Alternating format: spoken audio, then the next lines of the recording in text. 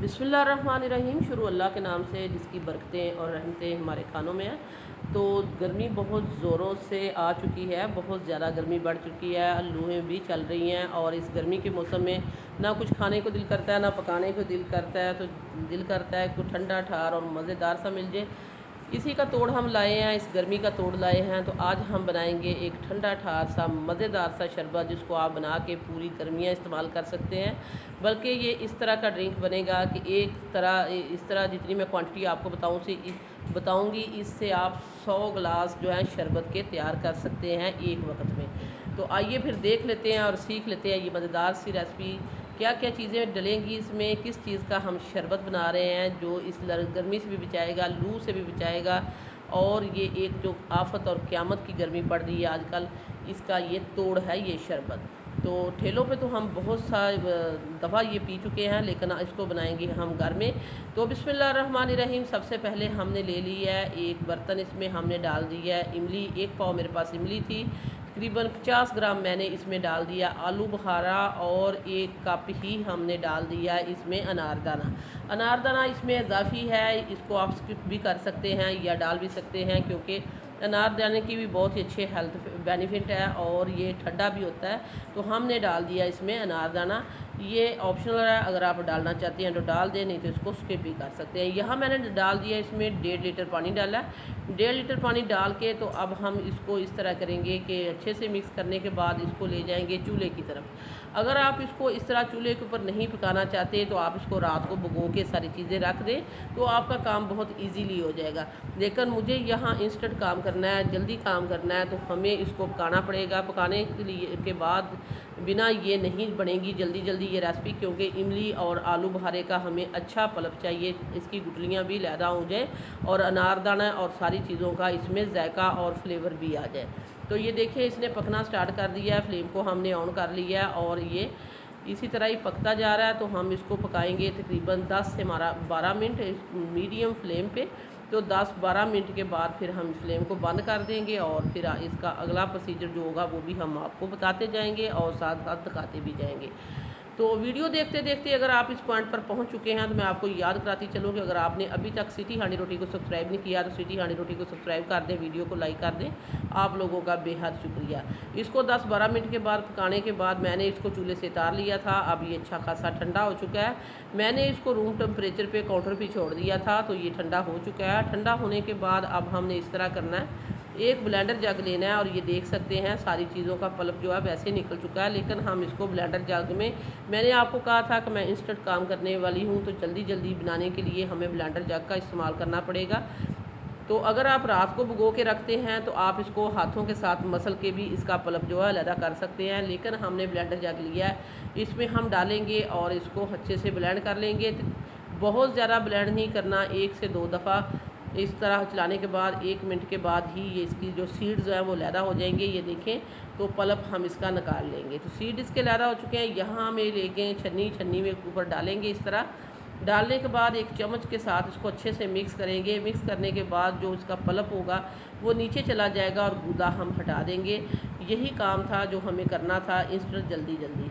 तो मैंने ये आपको कहा कि कुछ लोग इसको रात को भिगो के रख देते हैं, पहले भी हम बता चुके हैं। तो इसको सुबह जल्दी से हाथों से मसल के भी इसकी हर चीज़ जो सीड वगैरह वो लैदा कर सकते हैं और पल्प जो इसका लैदा हो जाएगा। तो ये देखिए इस तरह ये पल्प इसका निकल आएगा नीचे जो, तो और बाकी का ये गूदा है वो लैदा कर देंगे। तो ये देखें ये सारा मैंने इसका जो है पल्प जो हासिल कर लिया है और उसको अच्छे से छलनी के साथ छान लिया। और ये जो गूदा है इसका ये बच चुका है, ये मैं आपको दिखा दूँ। बाद में हमने इसके ऊपर पानी डाल के सारा इसके रूप में जो जायका जो फ्लेवर था वो हमने ले लिया। अब ये बिल्कुल गूदा है, इसको हम फेंक देंगे, ये हमारे किसी काम का नहीं। इसको हमने डाल दिया है खुले बर्तन में, एक पतीली में डाल दिया है। तो ये देखें, इसको अब हम दोबारा ले जाएंगे चूल्हे के ऊपर। ये चूल्हे के ऊपर रख दिया, इसमें हम डालेंगे अब चीनी, क्योंकि इसको शरबत बनाना है। शरबत बना के आप इसको 2 माह के तक इस्तेमाल कर सकते हैं। तो मैं यहाँ डालूँगी इसमें 3 कप जो है चीनी, क्योंकि 2 कप ये हमारे पास इमली और आलू बुखारा अनारदाना था, लेकिन इसमें 3 कप चीनी जाएगी। परफेक्ट रेशो से और परफेक्ट मेजरमेंट से ये चीज़ें हम आपको बता रहे हैं। आपने ये नहीं कहना कि इसमें चीनी जो इतनी हमने डाल दी है क्योंकि इसको एक दफ़ा तो हमने पी नहीं लेना, इसको बना के हम रखेंगे, इसको काफ़ी दिन इस्तेमाल कर सकते हैं। अगर एक दफ़ा आपने इस्तेमाल करना है तो इतने पल्प से, इतने शरबत से आप 100 गिलास जो है शरबत का तैयार कर सकते हैं। तो इसको हमने पकाना स्टार्ट कर दिया। ये देखिए इस तरह पकता जा रहा है। अच्छा खासा जब थिक हो जाएगा तो फिर हम इसको उतार लेंगे, क्योंकि हमने इसको शरबत वाली फॉर्म में लेके आना है। इसको पका के हमने स्टोर करना है, तो इसको अच्छा खासा हमने पका लेना है। तो जब ये अच्छा खासा पक जाएगा, यहाँ इसको पकते हुए 8 से 10 मिनट हो चुके हैं। अब हम इस पॉइंट पर डाल रहे हैं, इसमें मैंने 1 टीस्पून भर के इसमें जो काला नमक जिसको कहते हैं, इसका बहुत अच्छा फ्लेवर आता है, क्योंकि इमली आलू बुखारे की शरबत में ये ज़्यादा ही जाता है। तो वो हमने डाल दिया इसमें। अगर आप यहाँ नहीं डालना चाहते तो जैसे जैसे आप थोड़ा थोड़ा शरबत बनाएंगे वैसे भी साथ के साथ डाल देंगे। लेकिन ये देखें शरबत बना के ये बहुत अच्छा खासा थिक हो चुका है। इसको हमने डाल दिया एक जग में हमने डाला है आपको दिखाने के लिए। ये देखें इस तरह बन चुका है। बाकी का मैंने जो है इस तरह बाउल में डाल दिया, और इसमें हम डालेंगे आइस, अच्छी खासी आइस डालेंगे, क्योंकि हमने इसको रूम टेम्परेचर पे पहले ठंडा भी कर लिया था। ठंडा करने के बाद हमने इसमें आइस डाल लिया, और अब हम इसमें डालेंगे अपने रिक्वायर के मुताबिक पानी। तो ये देखें इसमें पानी हम डालेंगे, और ये बॉल हमारा जो है बिल्कुल इमली आलू बुखारे और अनारदाने की जो है शरबत, बेहतरीन शरबत, गर्मी का तोड़ और ठंडा ठार, इस गर्मी के मौसम में ये पिया जाने वाला सबसे ज़्यादा ये शरबत है, क्योंकि बहुत सारे ठेलों के ऊपर बाहर यही बिकता है, और ये काफ़ी जो है महंगा भी मिलता है। लेकिन घर में बनाइए साफ़ सुथरे तरीके से, इसको स्टोर करें और घर में बनाएं और पिएं। बच्चों को आगे गर्मियाँ भी आ रही हैं, छुट्टियाँ भी आ रही हैं बच्चों की, तो इसको आप बना के स्टोर करके अपने रेफ्रिजरेटर में रख सकते हैं, फ्रिज में रख सकते हैं। तो इसको आप 2 माह तक इस्तेमाल कर सकते हैं। तो अब हम आपके सामने गिलास भी तैयार करते हैं। गिलासों में भी हमने आइस डाल दी है। तो आइस डालने के बाद हम इसमें डालेंगे शरबत।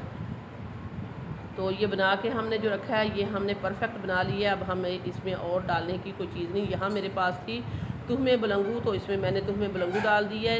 ये ऑप्शनल है, अगर आप डालना चाहते हैं तो डाल दें, लेकिन इस तरह अच्छा जायका और टेस्ट आएगा। जो हम बाहर से पीते हैं वो तुहमे बलंगू डालते भी हैं और बाज़ नहीं भी डालते।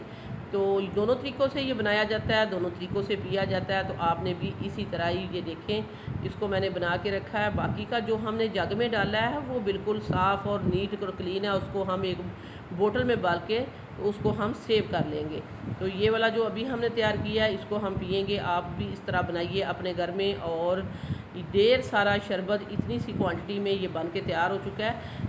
गर्मी का तोड़ और गर्मी का दुश्मन है ये शरबत। इसको इमली और आलू बुखारे का, इसका रेसिपी हमने आपके साथ शेयर कर दिया है, बहुत अच्छे तरीके से आपको समझाया भी है। आपने इसको अपने घर में ज़रूर इस्तेमाल करना है, बनाना है, फिर हमें फ़ीडबैक देना है कि आपका इमली आलू बुखारे और अनारदाने का शरबत किस तरह का बना है। वीडियो अच्छी लगे तो ज़रूर लाइक करना है, शेयर भी करना है, सब्सक्राइब भी करना है। वापस आएंगे एक और वन ऑफ खतरनाक रेसिपी के साथ। अल्लाह ने के पान।